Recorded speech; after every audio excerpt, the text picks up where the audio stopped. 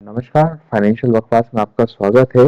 आज हम बात करेंगे अपना फ्लैट खरीदें या घर खरीदें या फिर किराए के मकान में रहें। बाय योर ओन फ्लैट और स्टेइंग ऑन रेंट। तो सबका अपना सपना होता है कि अपना खुद का घर हो, अपना खुद का फ्लैट हो जहाँ पर वो आराम से रह सकें। वो एक सपने की बात हो गई, लेकिन अगर हम इसको फाइनेंशियल तरीके से देखें तो निर्भर करता है कि आप किस शहर में रहते हैं, किस जगह जमीन या फ्लैट या घर खरीद रहे हैं और किराए का वहाँ पर क्या रेट चल रहा है। तो क्या अच्छा है, क्या बेहतर है, वो आपके ऊपर निर्भर करता है, स्थितियों पर निर्भर करता है, शहर पर निर्भर करता है। मान लीजिए कि छोटे शहर में रहते हैं तो वहाँ पर प्रॉपर्टी का रेट लगभग 50 लाख 60 लाख रुपए होगा। अब प्रॉपर्टी के रेट इस सिचुएशन पर पहुंच गए हैं कि अब बहुत ज़्यादा बढ़ने वाले नहीं हैं, शायद सैचुरेशन होगा और कम ही होंगे। लेकिन अगर आप किराए का देखें तो उतना ही बड़ा किराए का मकान आपको शायद 7-8 हजार रुपये में मिल जाएगा। लेकिन अगर आप अपना खुद का प्रॉपर्टी खरीदेंगे तो आपको ईएमआई 40 हजार 50 हजार रुपये चुकानी पड़ेगी और हो सकता है आपकी पूरी जमा पूंजी भी उसके अंदर लग जाए। आप बहुत सोच समझकर फ्लैट या घर खरीदें या जमीन खरीदें। अब हम आते हैं बड़े शहरों की ओर, जहाँ पर फ्लैट सिस्टम है, जमीनों का बहुत कम हो गया है। तो फ्लैट खरीदने के लिए आजकल कम से कम, जैसे अगर हम देखें तो 2 BHK 50 लाख से लेकर 80 लाख 90 लाख रुपए तक के आते हैं।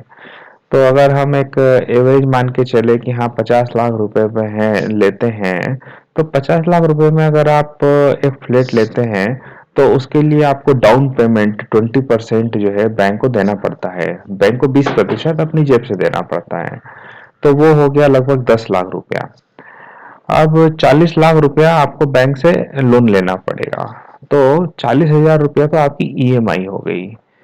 और 10 लाख रुपया जो आपका बैंक में जमा था या कहीं इन्वेस्ट था, वो भी आपका ब्लॉक हो गया। तो हम लोग क्या करते हैं, जनरली केवल ये देखते हैं 40 हजार रुपया ईएमआई देना पड़ेगी, लेकिन हम कभी ये नहीं सोचते जो हमारा 10 लाख रुपया इन्वेस्ट था मार्केट में या बैंक में एफडी थी, उसका भी हमारा इंटरेस्ट अभी लॉस है। तो वो भी हमें ईएमआई में कंसिडर करना चाहिए। मान लीजिए 10 लाख रुपए है और 9% है, तो कम से कम उसका साल भर का ही इंटरेस्ट हमारा 90 हजार रुपया हो जाता है। अब अगर 90 हजार रुपया हो जाता है तो आप ये देख लीजिए कि लगभग 8 हजार 9 हजार रुपये पर मंथ का आपका इंटरेस्ट का नुकसान है। तो आप वो भी जोड़िए तो इस हिसाब से 48-49 हजार रुपया आपकी ईएमआई हो जाती है। जो कोई देखता नहीं है कि मेरी 8 या 9 हजार रुपये ईएमआई बढ़ रही है। लोग ये सोचते हैं केवल मेरा खुद का मकान हो गया तो अब कोई दिक्कत नहीं है। लेकिन अगर आप उतना ही बड़ा मकान किराए पर देखेंगे, अच्छी लोकेलिटी में देखेंगे, तो वो आपको शायद 19 हजार 20 हजार रुपये में मिल जाएगा।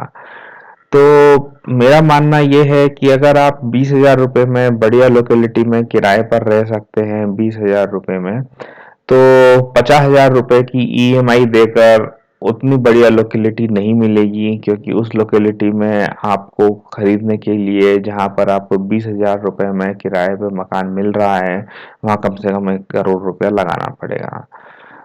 तो आप सोचें, समझें और मकान में निवेश करें। अ, आज के लिए बस इतना ही। धन्यवाद।